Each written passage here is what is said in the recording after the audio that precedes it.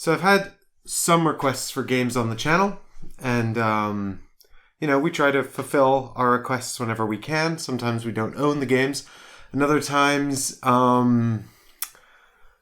they just prove logistically difficult. I mean, we had a request for Star Wars Rebellion, but I haven't shot it yet for logistical reasons. I can't rightly remember who requested Arabian Nights, but a bunch of our requests have come from Dan Thorpe, so it was probably Dan. But if it wasn't, then apologies, but I finally got around to filming it.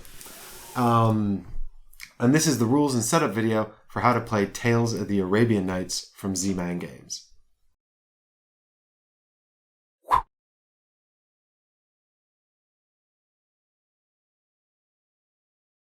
If you're unfamiliar with Tales of the Arabian Nights, it's a classic game from the 1980s. Of course, this is a reprint. I think this is a 2014 edition. But it is a storytelling game in which you take on the role of heroes from the legendary tales from medieval Arabia, and you venture around medieval Arabia, encountering different monsters and creatures and heroes and villains and places of legend through a sort of a random encounter storytelling book. So you've got, this is the Book of Tales, and this is the meat of the game. And as you wander around medieval Arabia, you will flip through this book with other players reading you passages while you make choices based on skills that your character has acquired. In the box, we've got the Book of Tales. That's the most important thing. We've got the Board of Arabia. That's the second most important thing. We've also got the reaction matrices. This is going to help you determine which part of the paragraph or which part of the story you're going to read in the book. And this is also key. So don't lose that. That's very important. Then I've got here all my player bags. I've got Alibaba, and I've got Aladdin. I've got Scheherazade, of course, and Zamurad, Sinbad, and I've got, obviously, Ma'arif. Now, I'm not super familiar with all of the tales of the 1001 Nights, or the tales of the Arabian Nights, but I am familiar with Sinbad and Aladdin, at least. So that's a good starting point. We've also got in the box here story points. These are how you win the game, and I'll give you a bit more detail on those later, but we've also got destiny points. We've got a whole stack of player boards. These are going to be used to these are sort of quick reference guides that remind you what you need to do in your turn. And there's also space here for a player token to remind you which character you are. We've got day, night, and noon tokens. We've got some dice. We've got skill tokens. Now these are important because they tell you what skills you have. And these will help you as you progress through the Book of Tales to your ultimate goal of having the most exciting and adventurous life. We've got status cards. These will tell you when you're sick and when you're respected.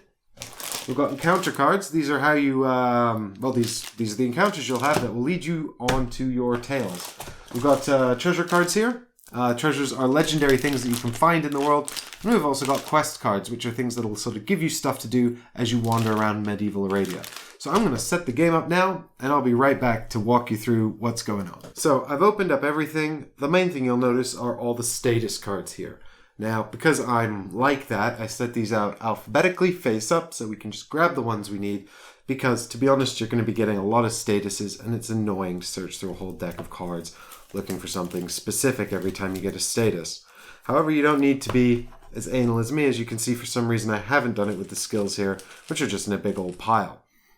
Now, when you're setting up the game, the first thing that happens is everyone gets to choose a character. So you're going to pick one of these characters that you want to be. There's not really much difference other than that they have different backstories. And the rulebook comes with a little backstory for each character, so you might want to read those to get a sort of a sense of who you are, if that's how you want to play. Or you might just pick one that you like the look of, or you like the artwork on. So I've got Sinbad here. So here in my Sinbad bag, we find Sinbad, the standee. We find Sinbad's token. Now you'll notice that the token has two different genders on it. And that's because it is possible to change gender in the game. So when you start the game for Sinbad, you'll start with the male side up because Sinbad is a boy. But he could become a girl at some point. We've also gotten here an origin token. You won't need this until the game instructs you to use it. 3 quest tokens, which again, you'll be instructed to use by the game. You've got a destiny and a story tile, which we'll put out on the board. A wealth token, which we'll put out on the board. And a destiny marker as well, which the game will instruct you to use when it becomes relevant. So I'm going to take my male Sinbad token here. I'm going to put it down on my player board. I know I'm Sinbad. All the players start in Baghdad, the center of the world. Welcome to Baghdad. So Sinbad goes in Baghdad. We put the wealth token, which he starts with, on poor. Everybody starts out as poor. But note that you can become a beggar. You can become less rich. You can also become princely wealthy. In order to become fabulously wealthy, you'll need a treasure, but I'll talk a bit more about that later on. We start with no destiny points, so we start here on the 0 destiny point tracker, and we've got our story token here, which starts here on the 0 story points. The quest, destination, and origin tokens go over here by our player board, because those will come into play later on when the game instructs us to use them. The other character I'll set up is Aladdin, because these are the ones that Michael and I use in our playthrough, which will come out tomorrow. And these all go out in the same manner. So now that we've got our characters set up on the board, what we're going to do is we're going to secretly pick our objectives. In order to win the game, it's essentially about who has the best life. And how do you measure the quality of your life? Well, you measure it by who has the most points, obviously. So in the game, it's possible to accumulate destiny points and story points. What's the difference? Well, other than the different bonuses you get as you progress along the destiny and story tracks, basically nothing. But you've got these little markers. Remember we saw these when we were unboxing? So at the beginning of the game, we're going to pick out little markers for both story. These are our story markers here. And for destiny, and these are our destiny markers here. And these have numbers on them, and they've got to add up to a total of 20. So we can distribute these as we want. We could go for 20 story points, 20 destiny points, 10 of each, 18-2, 15-5, 12-8, however you want. You can distribute it however you choose. And that's your objective for the game. As you complete passages in the Book of Tales, you will be rewarded with treasures, further adventures, and destiny and story points. Also wealth. But destiny and story points, that you will move you up these tracks. And when you reach your prerequisite numbers that you chose here at the beginning of the game, you can move back to Baghdad. And when you reach Baghdad with those numbers, you declare, I've met my conditions to win the game. And then you win the game. But I'll go into a bit more detail on that later. Suffice to say, now is when you have to choose how many story points and how many destiny points you need to win the game. And once you've chosen a certain number of these tiles in secret, you hide them under your player board, like that. And you don't tell anyone what they are. And then the game can continue. However, it's kind of really awkward, so we just write it down on our phones. Of course, this game was designed before mobile phones, so they probably didn't think of that. So I'm just going to pick some secret goals here for our players. There's Aladdin's secret goal and Sinbad's secret goals. And then once everyone's picked their secret objectives, you can put away these bags forever. It's worth noting that the game can take some time. And if you want to make it longer, you can by simply increasing the 20 value to as much as you like.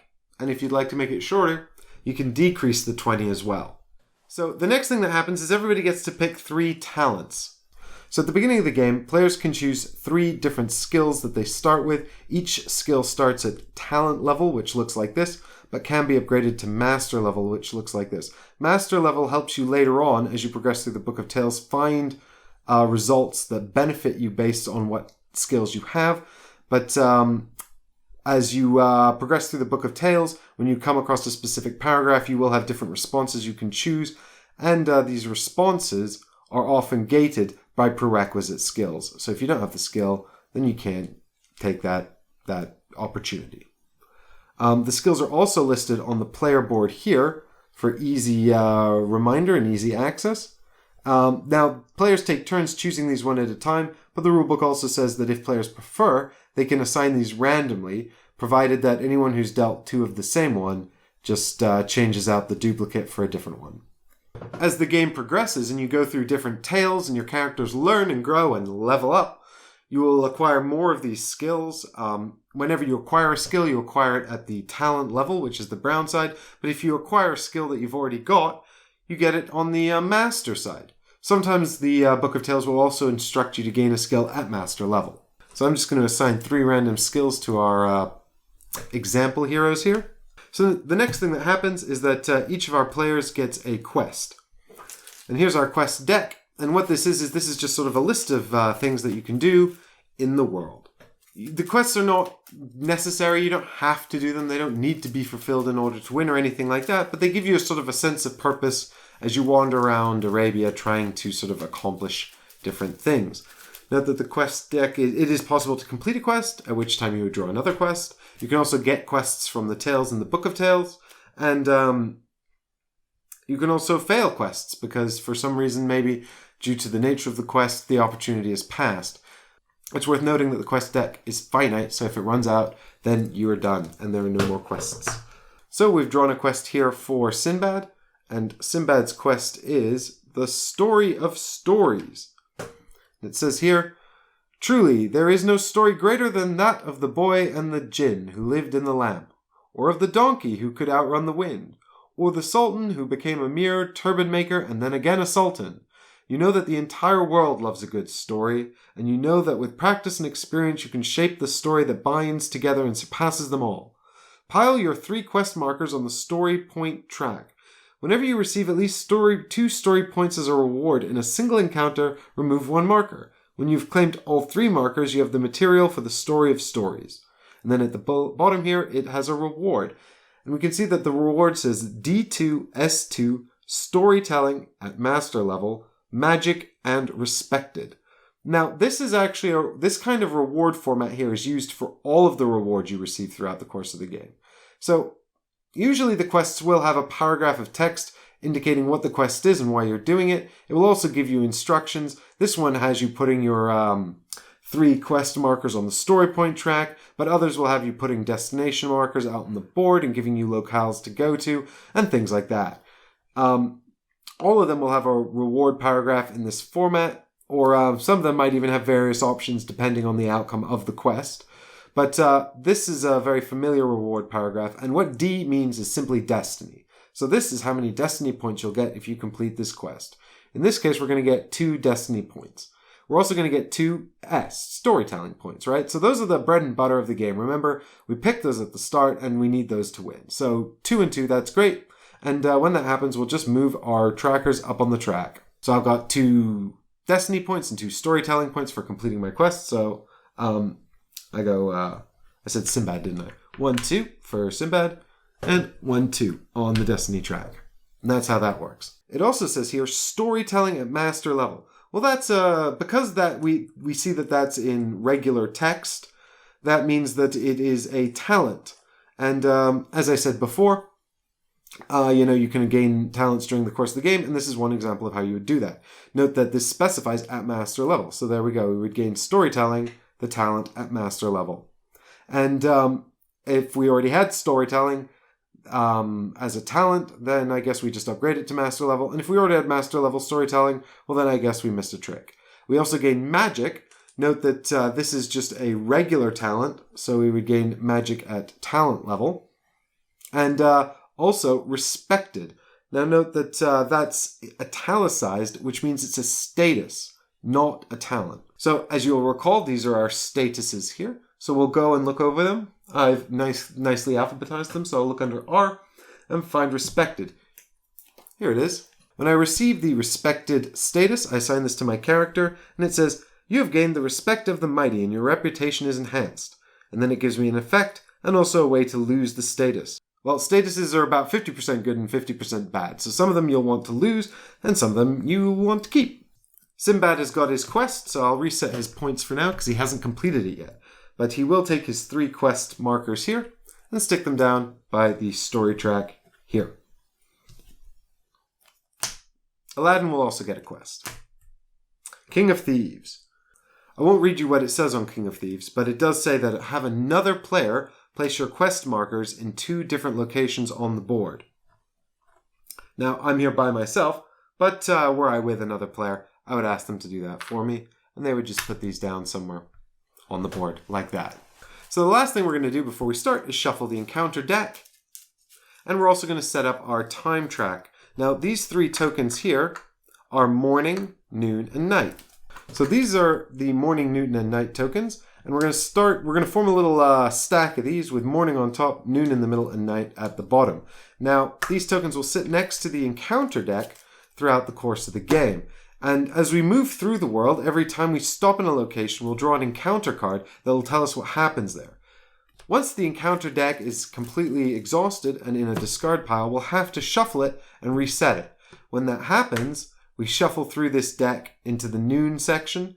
The next time we shuffle and reset this deck, it'll be nighttime, and then we'll just stay on nighttime until the game ends. So I've shuffled my encounter deck.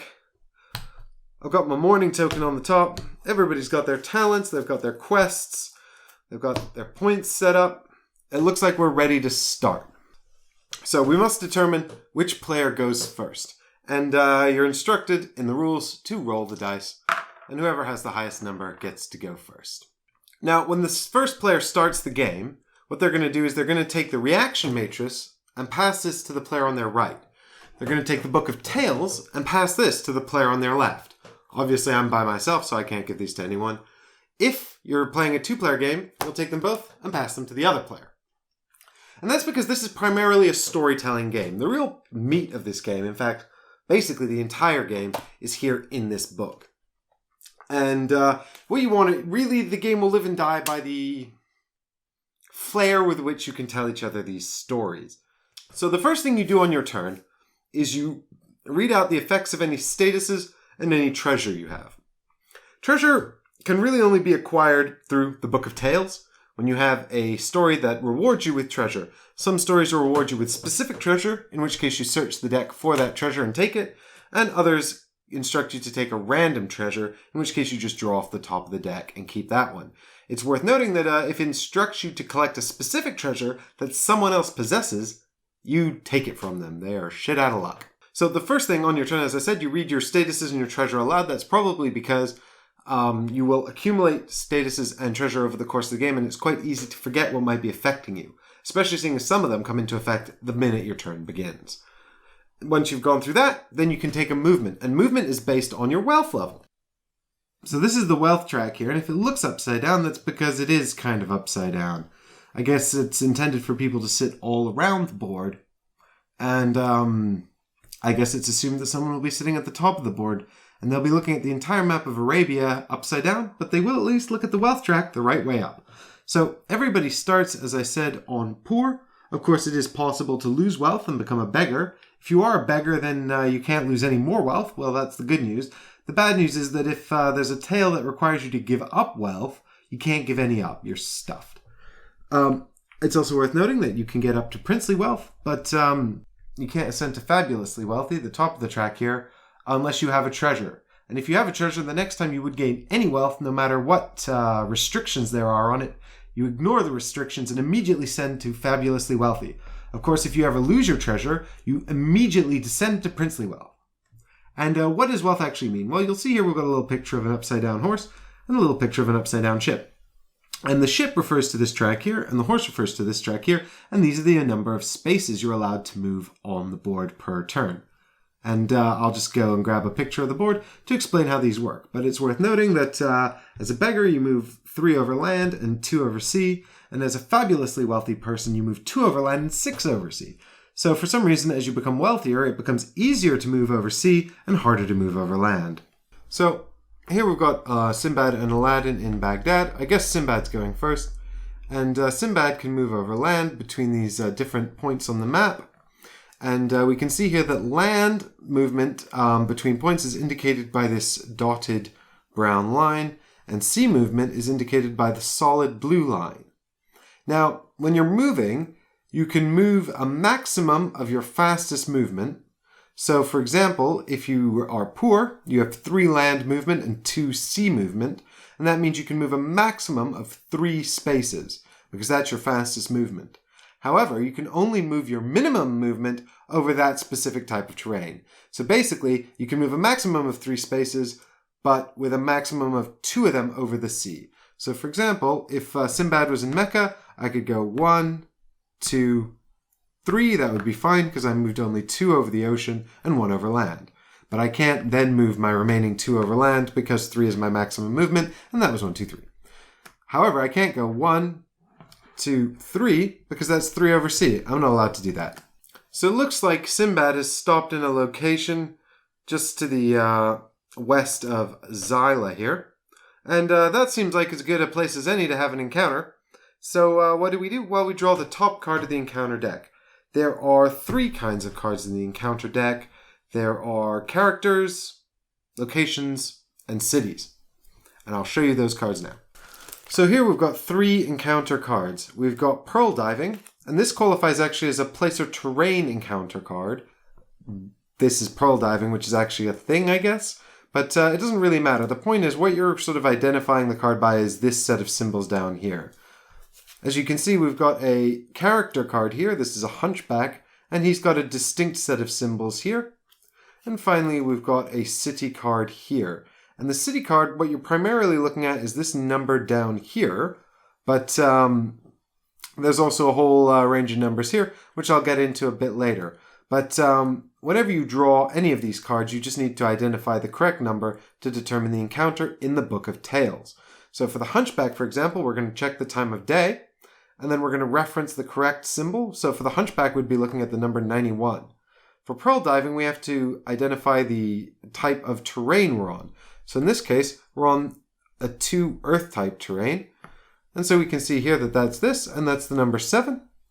We've also got 70 here on the city card. And so when we have identified this number, we go into the Book of Tales and reference the encounter reference charts. So the first 4 or so pages of the Book of Tales just all look like this. Yep, doesn't this look like a joy? So you find the correct number. Let's say we've encountered the city, and we're looking up the number 70. So we would go to the number 70 here, where it gives us a list of 12 numbers. So now we get the player who's having the encounter to determine which number. So the way this number is determined is very simple. First, you roll a die. Then you add the number inside the space of the location you're on. In this case, it's a number 2. Furthermore, if we check the destiny track, so we can see here on the destiny track that once you reach a certain number of destiny points, you also add more to this roll. +1 if you've got 3 destiny, and +2 if you've got 5 or more destiny. It is possible to lose destiny and drop below these values, in which case you would no longer add these numbers. It's typically understood that the higher this number is, the more challenging or difficult or spectacular the tale will be. So we've rolled a 6 because we got a 4. We added 2 for our area, and we don't have any destiny yet, which means we've got small artifact. And this references the letter E. So as the player to the left of the active player with the Book of Tales, we will say to them, "You've encountered a small artifact." The player with the reaction matrices, which may be the same player as the player with the Book of Tales, or not, will then find the reaction matrice E. And so here we've got reaction matrices E. Now we said small artifact. So what we're going to do is we're going to look down the chart here till we get to small. And then what we're going to do is we're going to tell our player here, the active player, that they've got a number of options. So we're going to say you can examine, take, use, open, avoid, sneak, or hire help, or enter the small artifact. And once they've made a choice here on this table, then we'll reference the choice with whatever number is here. In this case, let's say they chose to sneak. we would get 1622. And this is the paragraph in the Book of Tales that we're going to look up. Because you've also got this die here. This is called, I think it's called the Destiny die. But what you do is you take that passage you just looked up, 1622, you roll this die, and if you roll a negative symbol, you subtract 1. If you roll a positive symbol, you add 1, and if you roll a blank, you look up that paragraph. So you'll go either up 1, down 1, or stay the same, based on what this is, and the active player will roll this. We rolled a minus, so we're going back into our Book of Tales to look up paragraph 1621. And here you see you've got all of the paragraphs in the book, and they're all numbered for your convenience. And there are, I think, over 2,000 of these, so very little chance of repeating stuff you've already heard. Of course, you are extremely and fervently discouraged from reading this beforehand because, it could impact your enjoyment of the game. So you would read your opponent this. However, there doesn't seem to be any options here. So let's read this one instead, 1622. Let's pretend they rolled a blank on the Destiny die. So you would read this. The object of your desire is embedded in a strange-looking bottle. You think you can sneak away with it with ease. So after we've read them the paragraph, we check the options here. Now the ones in bold are the options that could be applicable to them. These are the response paragraphs. So we've got no skill, envious, mandatory. What that means is that if they have no skills which are applicable to the options here, they have to take this response. If they have the envious status, then they have to take this response. It's mandatory. However, if they have the scholarship skill, then they may choose this option, but only if they have the scholarship skill and they don't have the envious status. Now, if they do have the scholarship skill, we would tell them you can use scholarship or you can choose to not use scholarship. So they can still have the choice between the two. But in this case, it's Sinbad, and he doesn't have envious, but he also doesn't have scholarship. So we would read them this response. You pull on the item until it comes free with a loud pop and place it in the folds of your clothes. Suddenly, smoke issues forth from the bottle and forms into a large, angry Ifrit. He glowers at you and claps his hand. Next thing you know, you wake up far away from your original location. And here we have that reward text again, just like on the quest we spoke about earlier. And it says, Destiny 1, story points 1, wealth equals beggar, so you must immediately set your wealth level to beggar. It also says lost, that's a status. And we know that because it's italicized. And then it says, have another player move you at least 4 spaces away. So that's basically the meat of the game. That's how the kind of whole thing runs. You draw one of these encounter cards. You check the number on the encounter card. You refer to the index at the front of the Book of Tales. You find the relevant keyword and relevant reaction matrices.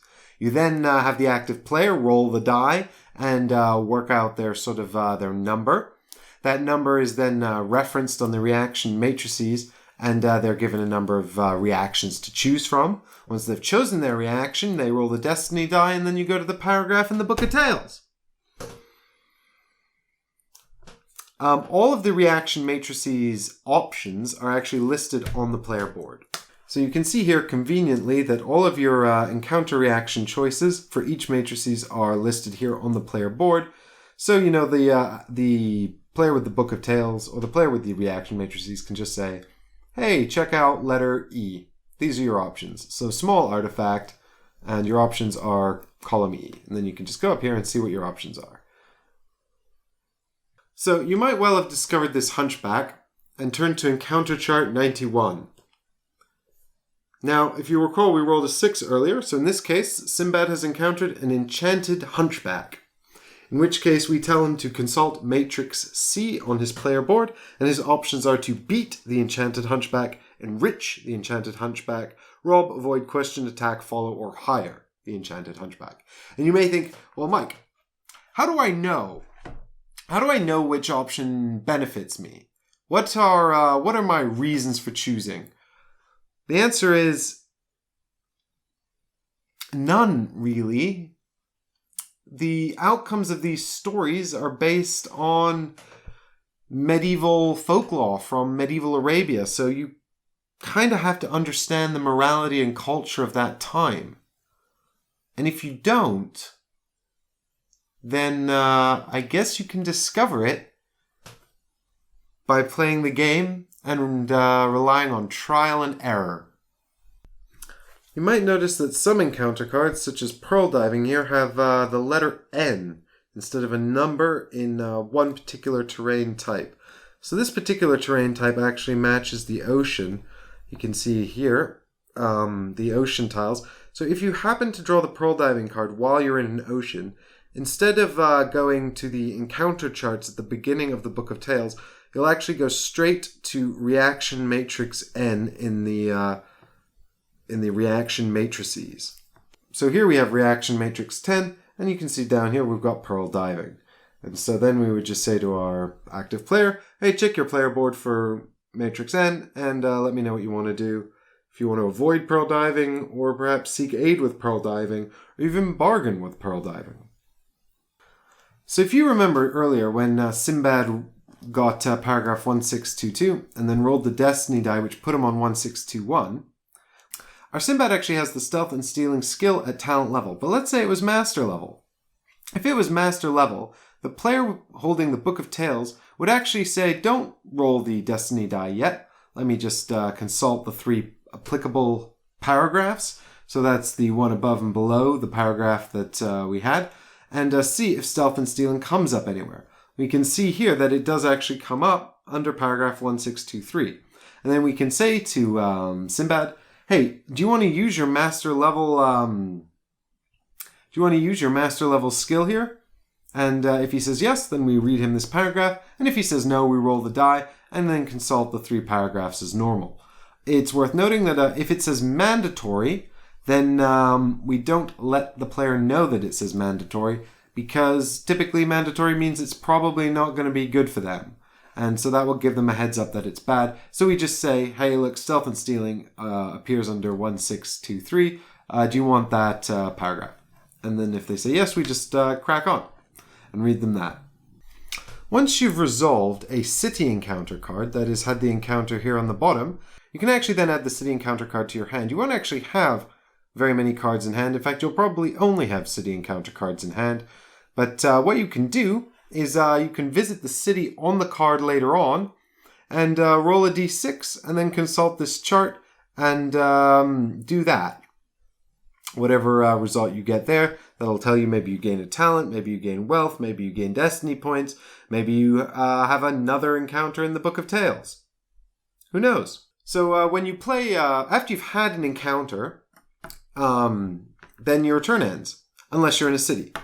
If you're in a city, then you have the option of playing a city card, if it's applicable. And that's when you would roll your d6 and consult the chart on the city card. You can also do part of your quest. Now, your quest usually tells you when it happens, but typically it'll say after you have an encounter. By and large, you almost always have an encounter. The exceptions are, for example, when an encounter moves you somewhere, you don't have another encounter unless the tale that moved you or from the encounter specifically tells you you have another encounter. There are certain locations on the board, like the Jeweled Fortress, which are places of legend. And they have arrows like this, which mean they can't be moved into normally. If Sinbad wants to visit the Jeweled Fortress, he's going to have to discover it via a tale in the Book of Tales. Typically, when that happens, he can put his destination marker on it and move to it as though it were a normal location. Any thing that would allow him to move to a normal location also allows him to move to any special location like this, provided his destination marker is there. Some tales will also just move him directly there, in which case he can move out as normal. When a player does enter a unique location like this, like the Jeweled Fortress, or like the City of Brass, or the infamous Cave of Wonders, then you just look up the paragraph in the Book of Tales corresponding to the number in the middle of the location. So just go straight to that. This is a special area with a special paragraph and special happenstance. So if you happen to be lucky enough after you've had your encounter in the city to have the city card and a quest that's relevant. You can do both if you want. It's up to you. It's optional. You can play a city card. You can do a quest thing. You can do both or neither, whatever you want. And then your turn is over. The one exception to this is when you've met your story and destiny requirements. Remember those little bets we hit under our player board at the beginning? Oh, here it is. So here's Aladdin's, for example. So Aladdin actually went for 10 of each. Here we've got 10 destiny points and 10 story points. Once Aladdin has reached those prerequisites on the appropriate sliders here, then what he must do is return to Baghdad. But leaves him in Baghdad, Aladdin will announce, I have met the conditions to win the game, which means that this will be Aladdin's last turn. Now, play will go round the table one more time, giving every player one last turn to try and reach Baghdad, if they've perhaps also met their conditions, or, perhaps to try and move Aladdin out of Baghdad somehow. Then when the turn order gets back to Aladdin, he will win the game. If two players have both ended their game in Baghdad and both have met the prerequisite points in order to win the game, the first tiebreaker is statuses. The player with the most statuses will win the game. If both players are tied for statuses, then it's the player with the most skills who wins the game. And if both players are tied for skills, well then they revel in their glorious tie, shared victory. So that's pretty much all you need to know to play Tales of the Arabian Nights. There's one last thing to note, I suppose, and that's that the board is divided up into continents. Arabia is actually quite easy to tell because Arabia is all of the locations that don't have numbers in the center, which means that the encounters in Arabia tend to be the easiest. And as you progress outwards, the numbers get higher and higher, making all the most sort of difficult and interesting encounters occur in far-off lands, which, makes sense.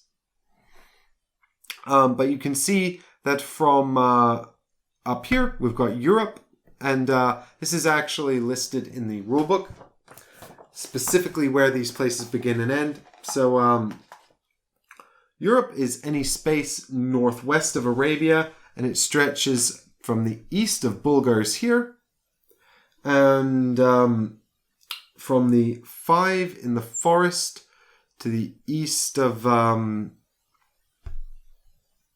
Yalta. So here, this is Europe.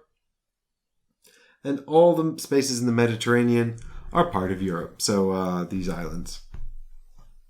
Except this one. This one must be Arabia because it doesn't have a number printed in it. We've also got Africa down here. And Africa includes the forest space here because it's got a number in it, so it can't be part of Arabia. We've got India over here. And India starts at Shiraz here and here because, numbers. All the land spaces south. India goes all the way south here. All the land spaces south of the word India. And it includes Serendib and Pampan. And then there's Asia. And Asia's up here. And it's all of the spaces east of Bulgars and the 5 here, which is, Europe. So Asia's this side. And, it basically includes all of the areas above the word India here. And these mountain spaces just here to the west of Herat. I mean, it would have been nice for them to sort of indicate these continents a bit more distinctly on the board, but they're referenced very rarely in the Book of Tales and over the course of the game. But sometimes you might have a quest that's like, put 3 of your opponent's quest markers in 3 different continents, not including Arabia. And then you have to reference those rules and find them on the board. It's also worth noting that actually nowhere convenient, but here on the back of the rulebook, it has the 4 different ways in which cities look. So it's worth noting that Suchow here, not actually a city. Some other kind of thing. Also Bantus down here. Not a city. Something else. I'm sure that if you're familiar with the classic Tales of the Arabian Nights, you probably understand why these are not cities and what they are appearing on the board. But I will let you discover that on your own. So if you're excited to hear some of the tales of the Arabian Nights, then please come back tomorrow, where Michael and I will be sitting down and playing a game of Tales of the Arabian Nights. And we invite you to come along and hear the story of Aladdin and Sinbad as we go through that.